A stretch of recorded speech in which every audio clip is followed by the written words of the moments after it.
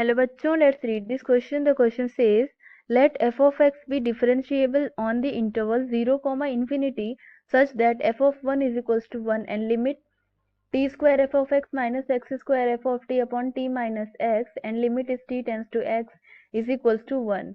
For each x greater than 0, then f of x is the given options are option 1 is 1 upon 3x plus 2x square by 3. Option B is minus 1 upon 3x plus 4x square by 3. Option C is minus 1 by x plus 2 by x square. And option D is 1 by x. Now let's see the key concept for the question.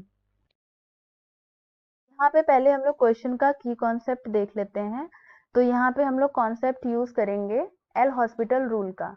तो देखते हैं L hospital rule क्या होता है और हम लोग इसको कब अप्लाई करते हैं। सो इसको हम लोग LH रूल भी बोलते हैं शॉर्ट में। सो ये हम लोग तब अप्लाई करते हैं जब हम लोग को लिमिट इनडिटर्मिनेंट फॉर्म में मिलने लगता है। तो लेट्स सी इनडिटर्मिनेंट फॉर्म क्या होता है।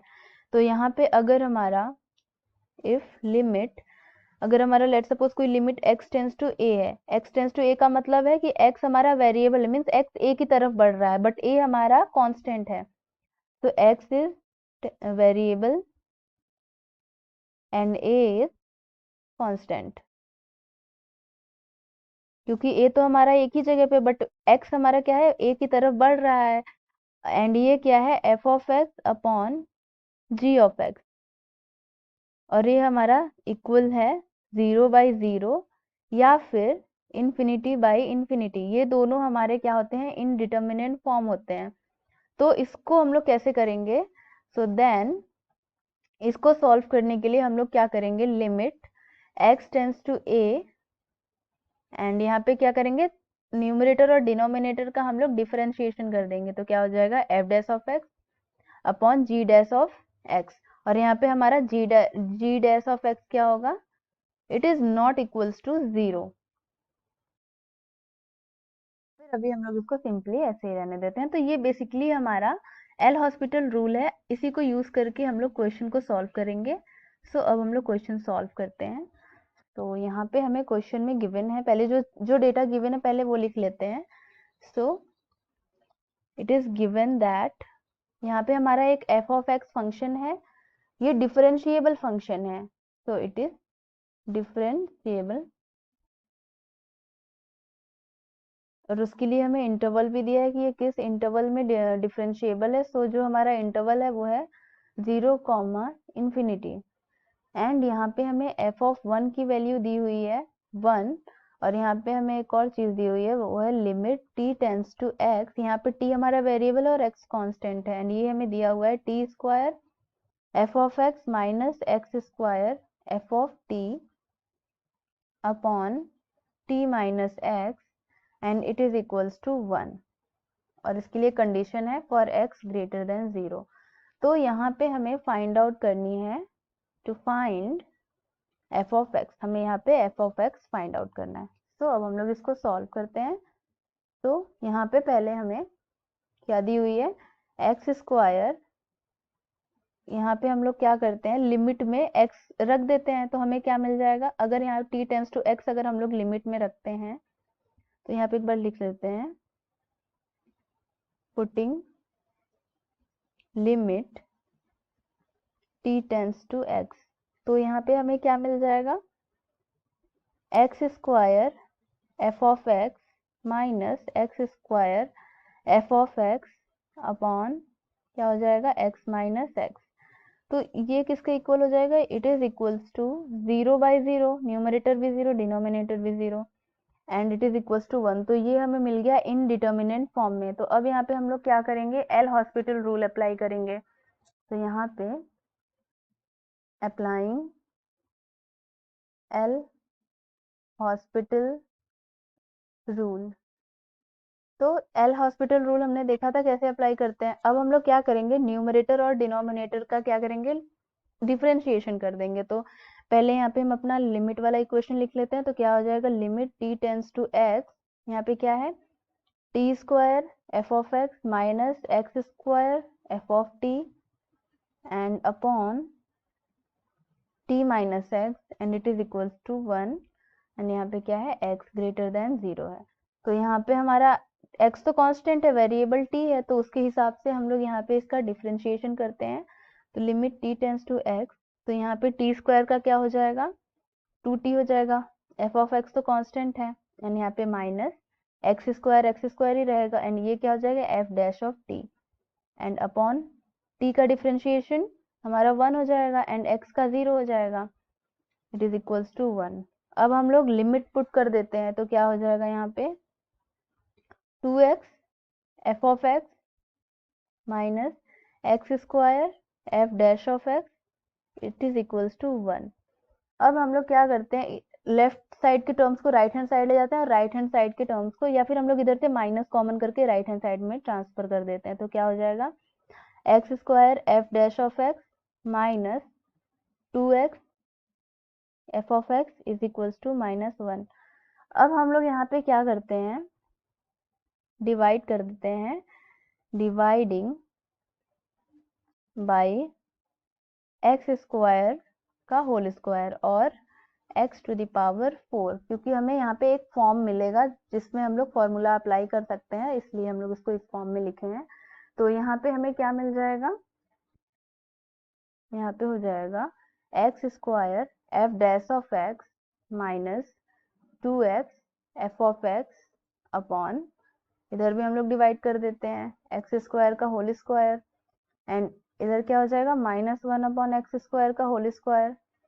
तो अब यहाँ पे ये एक फॉर्म बन रहा है, मैं बताती हूँ। तो यहाँ पे हमारा जो, अगर हम लोग यहाँ पे डिफ्रेंशिएशन करें D by D x of f of x upon x square, तो इसका जो हमारा फॉर्मूला होता है वो होता है second function and differentiation of first function. तो ये हो जाएगा F dash of x, and ये होता है माइनस फर्स्ट फंक्शन क्या है, F of x, differentiation of second function क्या है 2x, and upon second function का होल स्क्वायर, तो सेकेंड फंक्शन है एक्स स्क्वायर, इसका होल स्क्वायर। तो ये जो हमारा फॉर्म है वो सेम यही वाला फॉर्म है, इसी इक्वेशन का फॉर्म है, तो इसको हम लोग ऐसे लिख सकते हैं, लेट्स सी। तो we can write it as d of f of x over x square, and ये इक्वल हो जाएगा -1 अपॉन एक्स पावर 4 के। सो यहाँ पे बेसिकली ये जो हमारा फॉर्म है ये सेम यही है, डी, अगर हम लोग यहाँ पे D of f of x upon x square लिखे या फिर डी बाई डी एक्स, तो सेम चीज है। तो यहाँ पे हमने, अब इसको हम लोग सॉल्व करते हैं। अब इसको कैसे सॉल्व करेंगे, हमें सॉल्यूशन निकालना है, तो इसको इंटीग्रेट कर देंगे। सो इंटीग्रेटिंग बोथ साइड्स, तो इंटीग्रेट करने पे हमें क्या मिल जाएगा, यहाँ पे ये डिफरेंशिएशन का इंटीग्रेशन करेंगे तो हमें फंक्शन ही मिल जाएगा, क्योंकि दोनों ऑपोजिट होते हैं, इनवर्स होते हैं एक दूसरे के। तो x square d x is equals to, इधर क्या हो जाएगा -1, एक्स पावर 4 को लिख देंगे x power -1 upon x power 4 को एक्स पावर -4 डी एक्स, इधर तो सिंपली हमें f of x upon x square मिल जाएगा, and it is equals to, और यहाँ पे ये डी के साथ है, डिफ्रेंशिएशन है ना, तो यहाँ पे डी हो जाएगा, इसका हम लोग इंटीग्रेशन कर रहे हैं, और ये हमारा इक्वल हो जाएगा -x पावर -3, क्योंकि x पावर -4 + 1 -3 हो जाएगा अपॉन -3, तो ये माइनस माइनस कैंसिल, और यहाँ एक आर्बिट्रेरी कांस्टेंट भी आएगा, तो इसको हम लोग लिख सकते हैं f of x upon x square equals to 1 upon 3x³ plus c। तो अब ये इक्वेशन मिल गया, इसको हम लोग इक्वेशन 1 मान लेते हैं। अब यहाँ पे इसको थोड़ा सॉल्व कर लेते हैं, क्या इक्वेशन मिला था हम लोग फिर से लिख लेते हैं। तो f of x upon x square is equals to 1 upon 3x square plus c, तो ये हमारा इक्वेशन मिला था। अब क्वेश्चन में हमें गिवन है एक वैल्यू, उसको हम लोग इसमें पुट कर लेते हैं। हमें एफ ऑफ 1 की वैल्यू दी हुई है 1, तो क्या करें इसको, ये इक्वेशन 1 ही है, पुटिंग इट इन इक्वेशन 1, इसको हम लोग रखेंगे तो हमें बेसिकली c की वैल्यू मिल जाएगी, उसके बाद हमें अपना एफ ऑफ एक्स का वैल्यू मिल जाएगा इजिली। तो यहाँ हमें क्या मिल जाएगा, एफ ऑफ 1 यहाँ पे हम लोग पहले रखते हैं, f of 1 upon 1 is equals to 1/3 plus c. तो एफ ऑफ 1 की वैल्यू तो 1 है, तो ये हो जाएगा 1 is equals to 1/3 plus c, and c is equals to 1 minus 1/3. So here we get c is equals to 2/3. तो यहाँ से हमें c की वैल्यू मिल गई 2/3. तो अब हम लोग इसको सिंपली सॉल्व, अब इसको हम लोग क्या करते हैं, c की वैल्यू को इक्वेशन में रख देते हैं, putting c is equals to 1 in equation 1. तो लेट्स सी हमें इक्वेशन क्या मिलती है. सो यहाँ हमें इक्वेशन मिल जाएगी f of x upon x square, it is equals to 1/3 x square plus 2/3.